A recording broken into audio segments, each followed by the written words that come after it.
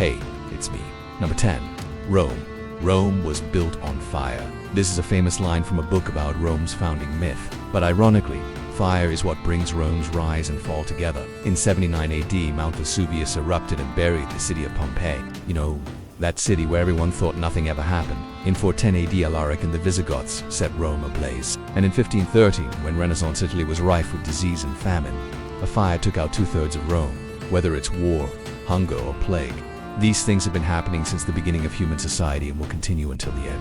But ancient Rome somehow felt like it would last forever. It felt eternal. Yet most of its grand structures are gone, and the land once controlled by Julius Caesar is just a memory. So here's some reasons why the mightiest empire the world has ever seen actually fell apart. Number 9. Rome eternal. Ancient Romans believed their empire would last forever.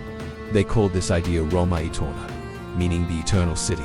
But what they didn't see was that decay had already begun from within long before the invaders arrived. The citizens of Rome lived a life of luxury. As far as they knew, their glorious empire would go on forever. But in reality, there were cracks in the foundation of the city. Rome was eaten up from the inside out. For example, government officials sold justice to the highest bidder. Senators plotted against one another. Bribery and betrayal became more common than law and order. Also, Rome was involved in endless wars. They never seemed to stop fighting. Even when Rome's enemies were defeated, someone else would step up to take their place. There was no reprieve from battle. All this created an atmosphere of anxiety and stress, and the people needed an escape. No. 8. Inflation and bread and circuses. What happens when an empire reaches its peak and can't grow anymore? It grows fat. When Rome reached its peak size, it couldn't expand any further, so it began to stagnate. This stagnation led to economic implosion.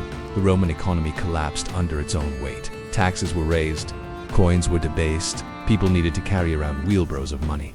Food prices skyrocketed. And finally, food shortages became the norm while the elite feasted. To keep the population calm and distracted during these times of shortages, Rome employed a tactic known as bread and soup. This tactic involved giving free food and entertainment to the masses. With full stomachs and minds off the shortages, people didn't revolt.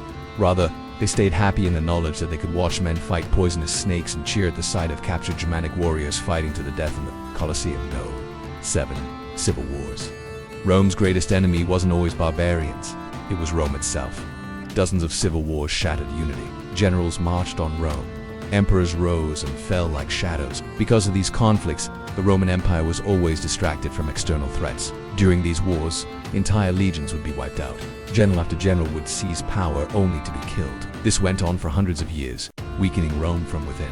It was a constant distraction. To put it in perspective, imagine if the US was in a state of constant civil war for centuries. Sure, we could hold elections, but every 4 years a different general would march on Washington, D.C., and a new president would be installed. Would America still be a superpower then? Not likely. Number 6. Too many between 235 and 284 AD, 26 emperors ruled Rome. Only one died of natural causes. Power had become a death sentence. That says it all, doesn't it? From 235 to 284, Rome was torn apart by internal conflicts and power struggles. So many rulers held power for such short periods of time that it was impossible for them to implement any major projects or reforms. Each new emperor came in with a slew of new ideas and then got killed before he could finish anything. Meanwhile, stability was the main thing Rome desperately needed. Number 5. The army. The Roman army changed. Citizens no longer filled its ranks. Instead, Rome hired foreign mercenaries. But these foreigners had no loyalty to Rome at all. They fought not for the glory of Rome or Rome's emperor, but for a paycheck. And to make matters worse, Rome had no money, so it paid its troops late and often didn't pay them at all. Can you imagine an army of angry soldiers who haven't been paid in months? It's a recipe for disaster. These troops weren't properly trained. They had no discipline, and they weren't loyal. If they weren't paid, they deserted. If a general ordered them to attack, they often refused. The Roman army used to be the most disciplined and powerful force in the world, but without strong leadership and training, it became a joke. Number 4. Decaying cities. As the empire expanded, the cities shrank. Infrastructure crumbled. Public baths closed, aqueducts broke, and streets were filled with garbage and human waste. One of the hallmarks of the Roman Empire was its amazing public works. The aqueducts, the roads, the public buildings, they were marvels of the ancient world. But once maintenance stopped, these wonders fell into disrepair. The Forum, once the bustling center of Roman civic life, became a wasteland of crumbling stone and weeds. The Colosseum, once a beacon of entertainment, became a crumbling ruin. By the time the empire fell, the great Roman cities were shadows of their former selves. They were dirty, dangerous, and depressing. No. 3. Rise of Christianity.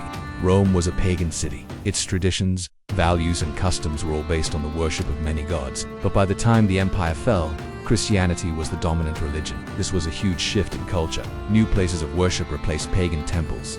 Churches grew in number while temples were abandoned. Although Christianity united the empire in many ways, it also divided it along religious lines. Some saw the destruction of old paganism as a tragedy, while others celebrated the new faith. This tension contributed to the eventual downfall of Rome.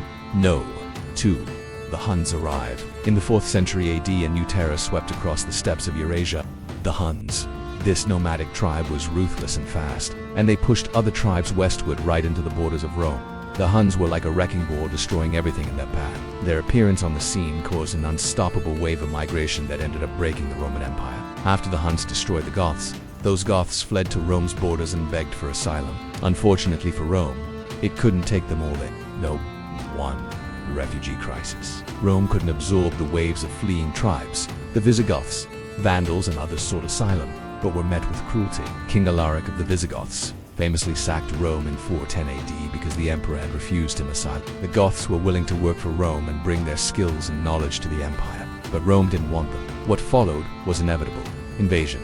This is a lesson modern nations should learn. If you turn away those who seek your help, they'll have no choice but to become your enemies. After the Huns showed up and the Goths knocked on Rome's door, the empire was doomed. It was already internally divided, externally attacked, financially drained, militarily weak, and culturally confused. It couldn't handle any more problems, and the Goths becoming enemies was the straw that broke the camel's back. In 378 AD, the Romans faced the Goths at the Battle of Adrianople.